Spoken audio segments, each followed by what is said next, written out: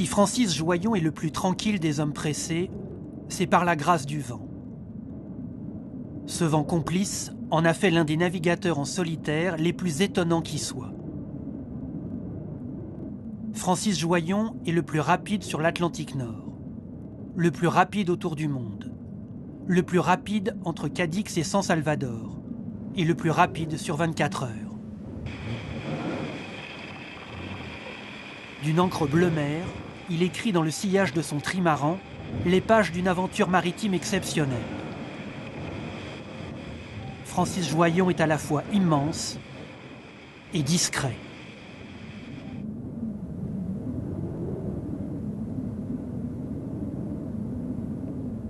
Mon grand-père était artisan peintre, mon père était artisan, après il a été artiste.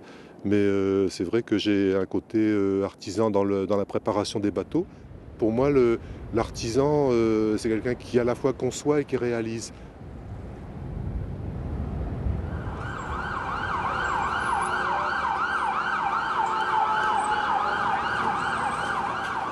Francis Joyon déteste les grandes villes. Il déteste l'odeur de la pollution et les gratte-ciel qui font de l'ombre à la lumière. Francis Joyon est à New York par obligation. De ce séjour new-yorkais, le jour qu'il a préféré est celui de son départ. Il s'élançait vers le large, à l'assaut du record de l'Atlantique, à la barre d'un trimaran long de 29 mètres. C'était le 11 juin 2013. Pour l'aider à traverser un océan d'incertitude, Francis Joyon compte sur Jean-Yves Bernaud. New York est par là-bas, ici.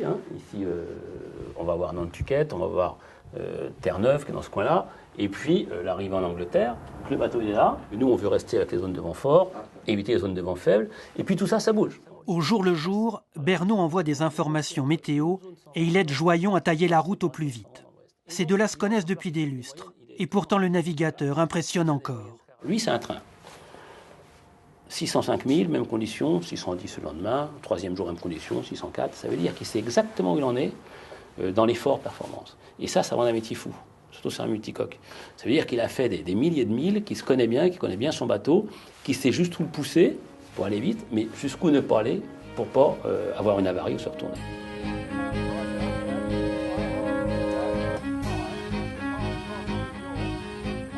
« 5 jours, 2 heures et 56 minutes après New York, Francis Joyon coupe la ligne d'arrivée au large de Brest. Au grand soulagement de sa femme et de sa famille. Il a navigué à des vitesses folles. Ça s'est vraiment passé à des vitesses super élevées qui sont à la fois stressantes et à la fois super plaisantes. On a l'impression que le bateau vole sur l'eau comme un oiseau, enfin c'est sympa. Derrière la modestie du discours, il y a les choses de la mer. En gros, il y a les chiffres. Joyon améliore l'ancien record de plus de 16 heures. Une paille.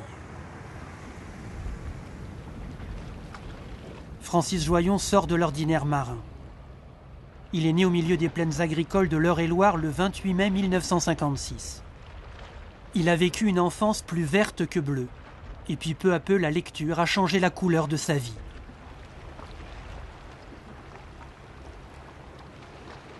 J'étais en Eure-et-Loir, la mer était loin, les bateaux étaient loin et cette passion pour la nature et les océans se sont développées effectivement à partir de lectures, que ce soit des romans de Jack London, que ce soit après des romans maritimes comme Moi Tessier. J'ai toujours beaucoup de plaisir à lire, même encore maintenant, des récits d'aventure qui se passent dans un beau milieu naturel, avec de belles choses qui se passent, ça me plaît toujours.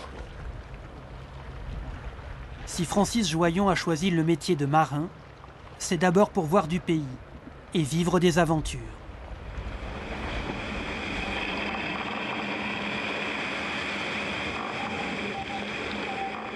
À l'exception d'Hélène MacArthur et Thomas Coville, Joyon est le seul qui a accompli un tour du monde en trimaran, en solitaire et sans escale. En 2007, il repart pour un tour, histoire de récupérer le record que lui a ravi la navigatrice anglaise. Pas une partie de plaisir. Le Grand Sud est une mer d'angoisse, sous le regard menaçant des icebergs.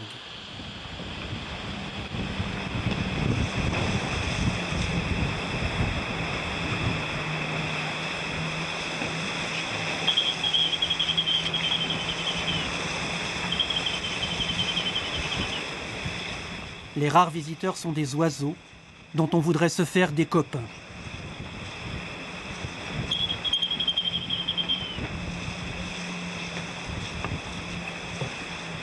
Les petits pétrels, un peu de patience, puis je les apprivoiserai.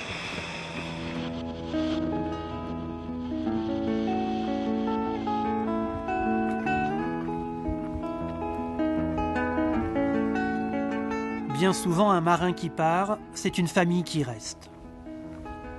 Il y a dans la vie de Francis Joyon une femme et des enfants. Et comme dans toutes les villes, il y a des moments de séparation. Par la force des sentiments, même quand il navigue loin de chez lui, Francis est toujours présent. Les départs, c'est toujours très douloureux, mais on a confiance en Francis, on sait que toujours, et il a quand même eu parfois des gros soucis en mer, il s'en est toujours sorti, il est prudent. Bon, on se dit que voilà, après, il vit sa passion, il fait ce qu'il aime, et nous, on est avec lui de tout cœur et on essaye le plus de lui envoyer toute la bonne énergie de la maison et de penser à lui le plus possible. En janvier 2008, Francis Joyon renoue avec les lumières de la ville. Il revient à Brest, après 57 jours, 13 heures et 34 minutes de mer. Après un nouveau record, après un tour du monde qu'il a éloigné de sa famille et de son sponsor. Pendant 57 jours, vous avez vécu ça comment ?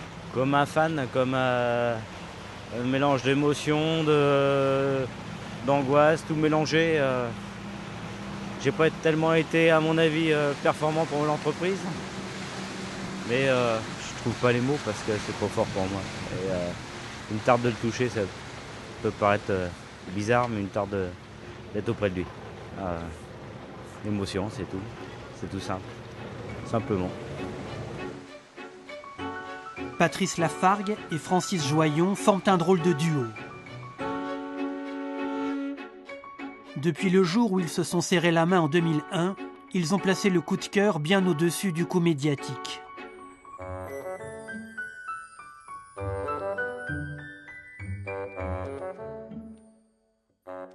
Ceux qui vous promettent la lune et qui vous font envisager plein de choses, je suis plutôt réticent. Donc Francis ne promet pas grand-chose.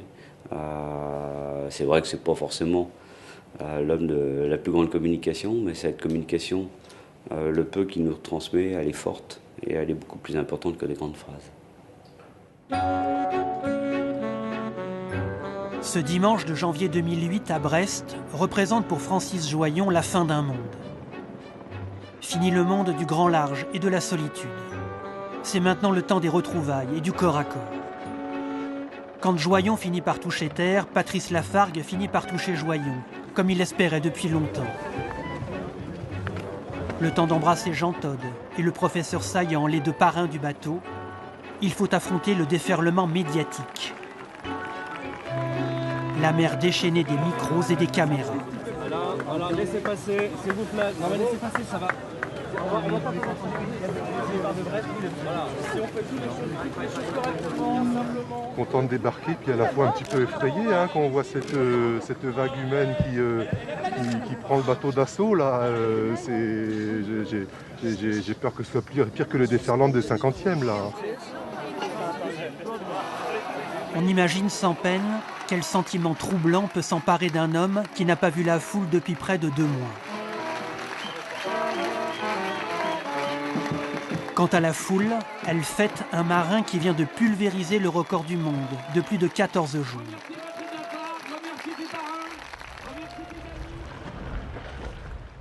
Francis Joyon a connu un parcours de marin comme on n'en fait plus beaucoup aujourd'hui.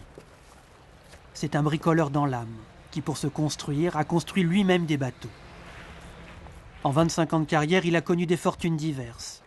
Il a gagné la prestigieuse Transat anglaise, fait des places d'honneur. Il a connu aussi des revers douloureux.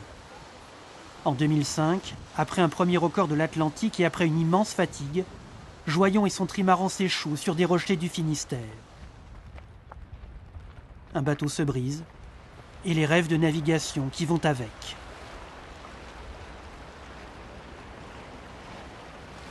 On est toujours à glorifier la réussite et jamais à parler des échecs. Les échecs, c'est un domaine secret. Et pour moi, la réussite se construit que sur des échecs. Et là, c'était vraiment un exemple très fort.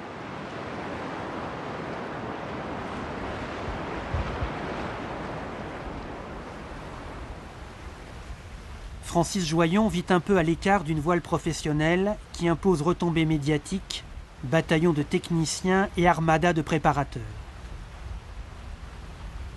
Francis Joyon travaille seul ou presque, sans équipe, sans se plaindre, mais avec sa méthode. La recherche de simplicité en matière de bateau, c'est aussi une recherche de limitation du poids, de limitation de l'entretien après. Et en ça, c'est vrai que le bateau ressemble vraiment à ce que je voulais, oui. C'est-à-dire un bateau très simple, très efficace, où il y a des solutions de secours. C'est-à-dire, par exemple, il n'y a aucune hydraulique. Tout est avec des cordages, des poulies, des petits bouts à gauche, à droite. Donc j'emmène 2 ou 3 rouleaux de cordage en mer et je peux faire face à 90% des avaries potentielles en fait.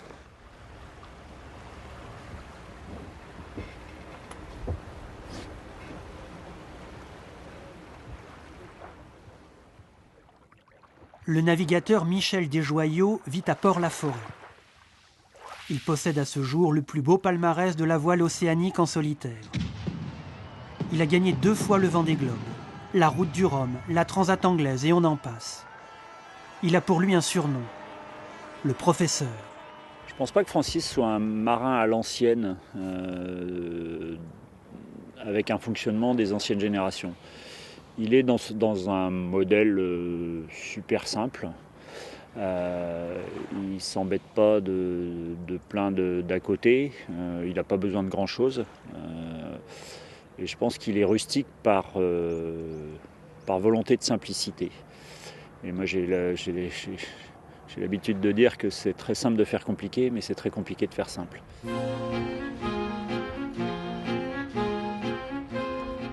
Dans son genre, Francis Joyon est un homme fort. Il est fort en simplicité, fort en conviction, en performance et fort en liberté. Oui, Francis Joyon est un artisan, dans toute la noblesse de la mer.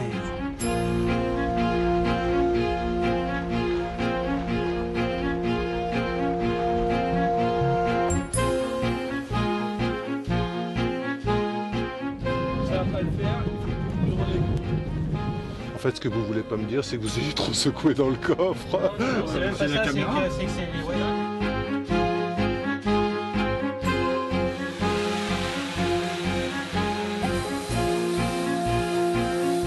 On peut en faire une.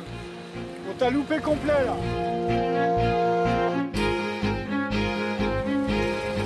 J'ai l'impression de rouler dans un coffre.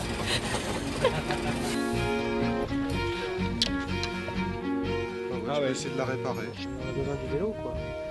On n'a pas seulement besoin de Francis.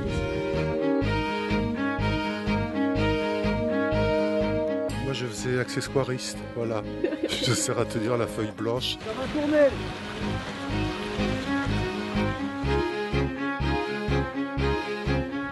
En tout cas, c'est un beau décor. Déjà, il y a ça. C'est vachement beau. Même des questions connes dans un beau décor, Ça passe mieux. ça passe mieux.